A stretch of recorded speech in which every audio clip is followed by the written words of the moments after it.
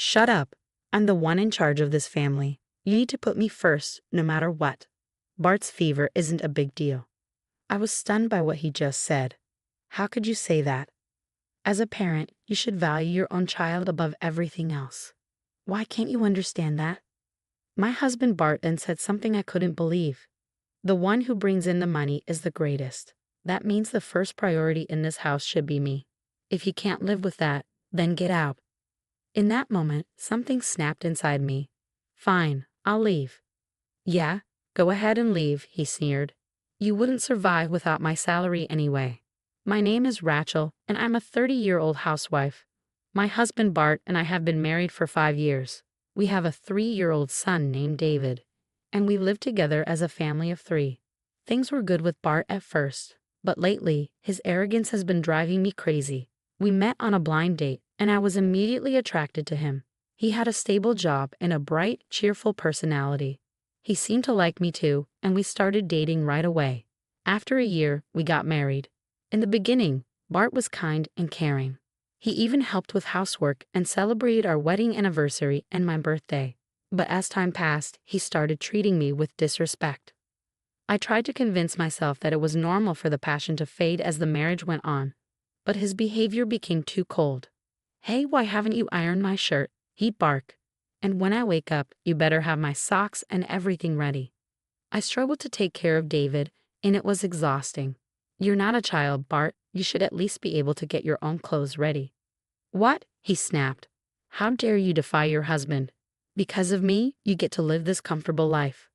Bart constantly tried to make me do everything around the house, and when I refused, he'd get angry, saying, I'm the one who provides for you, so you better obey me.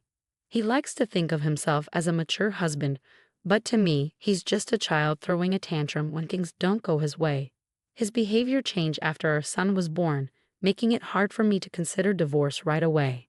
But I had another major issue with Bart. He barely contributed to the family budget.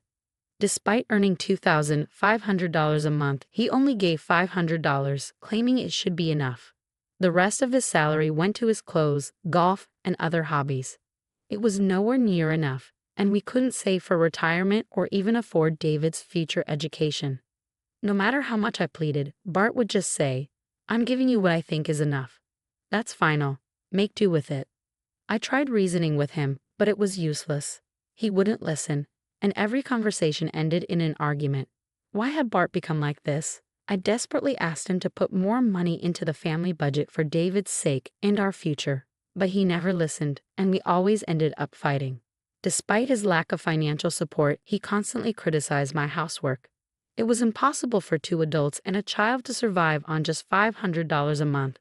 So I had no choice but to cook small portions or make cheap, easy meals with the most affordable ingredients.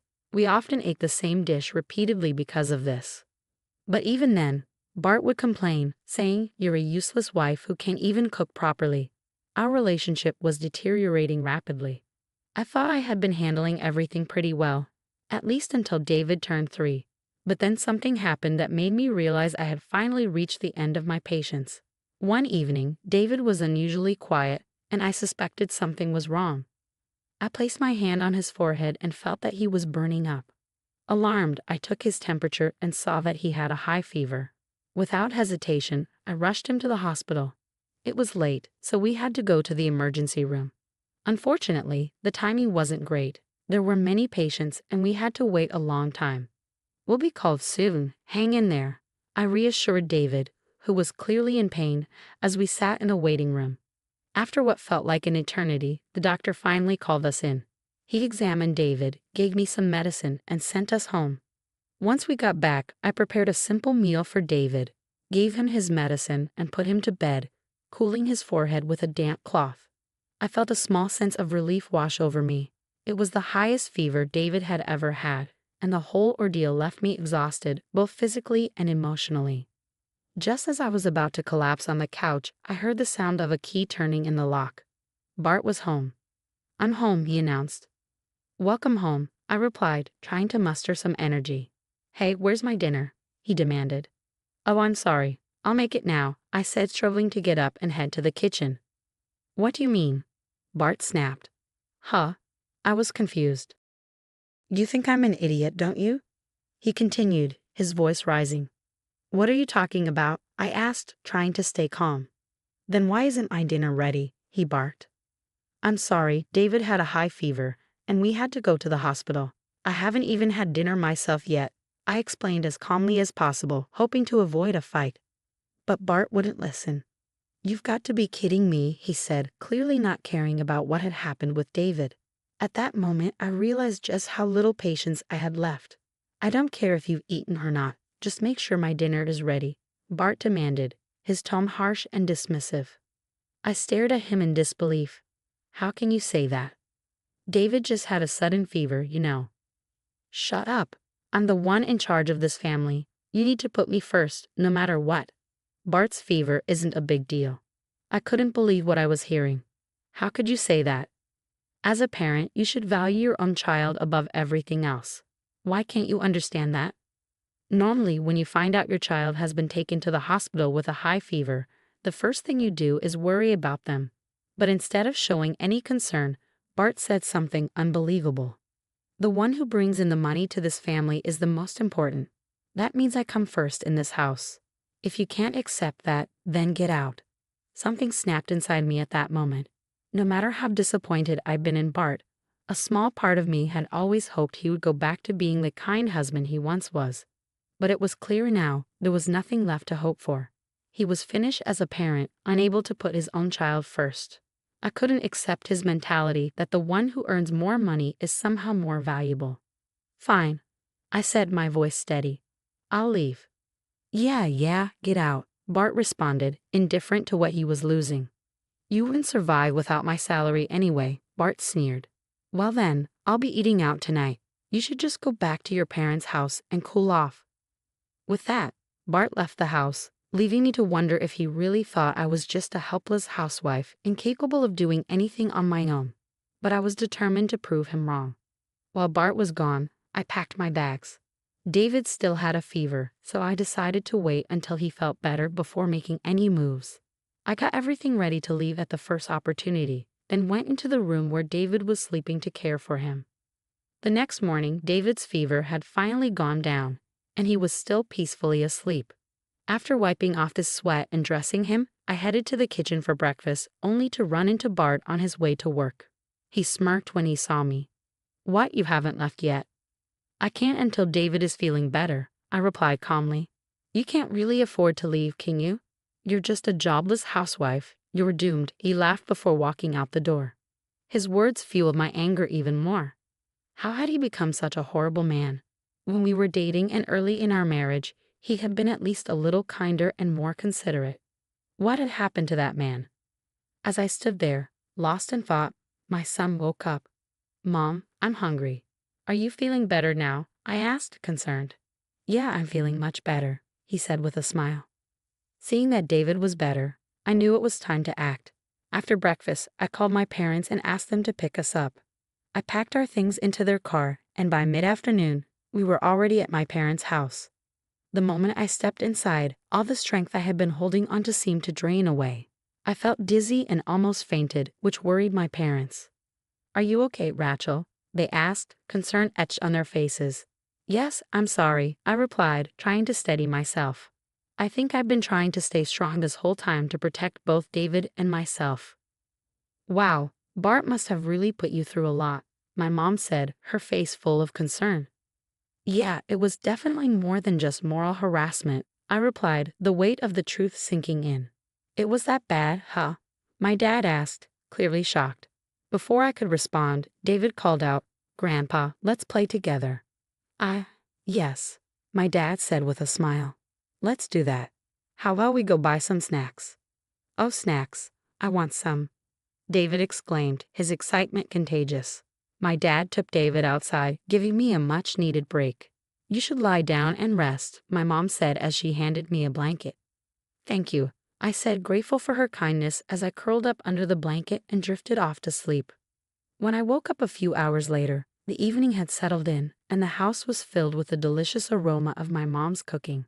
I made my way to the dining table, where a colorful array of dishes awaited us, each one looking more appetizing than the last. The reason Bart came over was definitely not to apologize. When I later heard from Dad, he confirmed that Bart hadn't even mentioned the word sorry. I knew without a doubt that after 2 weeks, Bart was just trying to get me back because he couldn't handle the housework on his own and the house had become a mess. But that was no longer my problem. I hoped he was finally realizing how hard it is to manage a household. He used to help with the chores, so he just needed to remember what he used to do. I guess he had forgotten because he was so out of practice. When I first returned to my parents' house, I blocked Bart's number, leaving him with no way to contact me except by showing up in person. I didn't go back to him. Instead, I stayed with David at my parents' house. During that time, Bart visited several times, but each time my dad sent him away. A month passed after I left with David. Finally, Bart reached his breaking point. Desperate, he pleaded with my father, bowing low, "Please, let me see your daughter. Please." I decided it was time to face him, so I asked Dad to let Bart into the living room. Meanwhile, my mom took David to the back room. When Bart walked in, I was shocked by how much he had changed. He looked terrible. His hair was unkempt, and his clothes were dirty and shabby. He had come straight from work, still in his suit, but it was so wrinkled that it looked like he had slept in it. "Hey, Rachel, you've had enough now, right? Just come home," he said, as if nothing had happened. Hearing those words, any remaining hope I had vanished. My feelings toward him solidified into an unbreakable wall of iron. I knew I needed to get away from this person as soon as possible.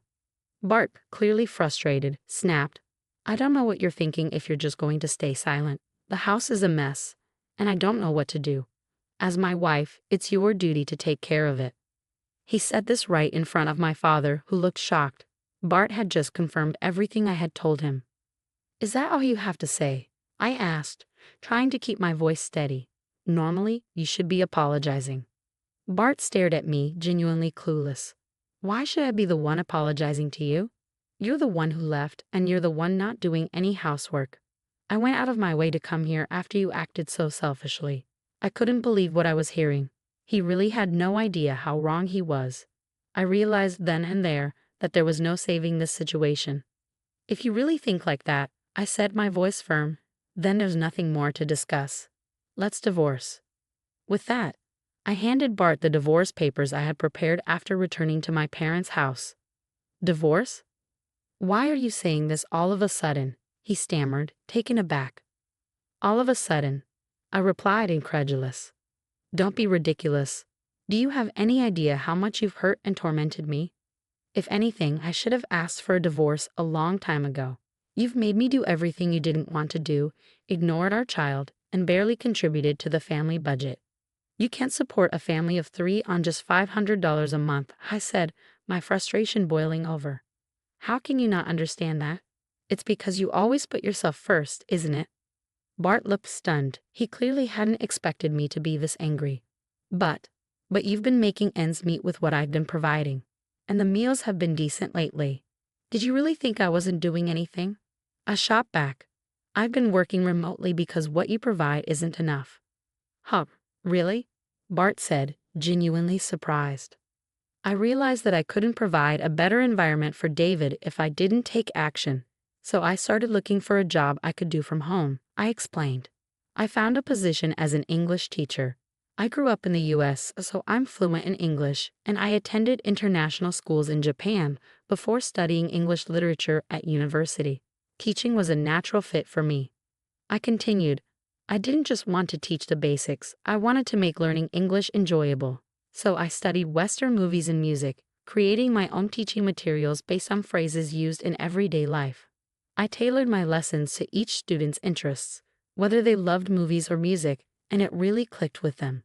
Soon, more and more students were asking for my help. Bart's eyes widened as he began to grasp the situation. I had no idea. "How much are you earning?" "About $4,000 a month," I replied, watching his expression shift from shock to disbelief. "What? That much?" he stammered. "Yes," I said firmly. "I'm making a lot more than you are now, and I don't need to live with you anymore." Bart was stunned. He couldn't believe that his own wife, whom he had always viewed as beneath him, was now earning more than he was. "Why am I so miserable?" he lamented. "What's with this sudden change? My colleagues are getting promoted before me, and even my juniors are advancing. They all think I'm an idiot, and on top of that, you earn more than I do. I sighed deeply. So what? Huh. It doesn't matter if your salary is lower or higher than those around you, I said. What's most important is whether you and your family are happy. For David and me, it doesn't matter if you're not being promoted.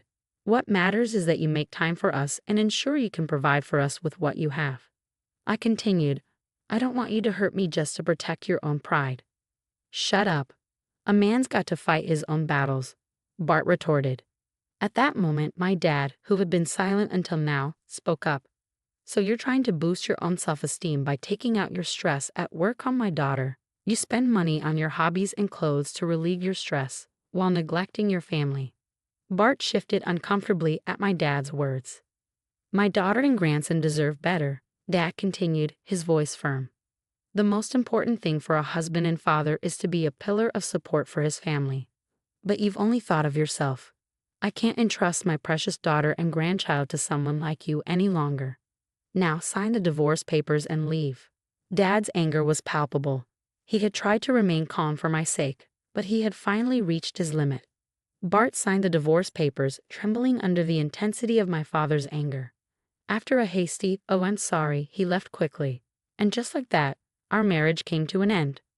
Later, a mutual friend informed me about Bart's claims. He was telling people, I dumped my wife because she was useless. But at work, everyone was already familiar with Bart's reputation. They dismissed his complaints, knowing full well what kind of person he was. No one wanted him as a boss, so he remained stuck in his position with no promotions for years. One day, a new employee asked Bart, "You've been here for years and haven't been promoted? Are you just a new graduate who joined recently?" Bart was ridiculed and left early, his face flushed with embarrassment. It seemed clear to me that once someone becomes an adult with a twisted personality, it's not easily fixed. Determined to raise David with love and care, I vowed to use Bart's example as a lesson in how not to behave. David, with his bright and carefree smile, seemed worlds apart from Bart. To protect that wonderful smile, I promised myself I would work hard every day. Bart's foolishness and need to protect his own petty pride had only led to the destruction of his family's happiness.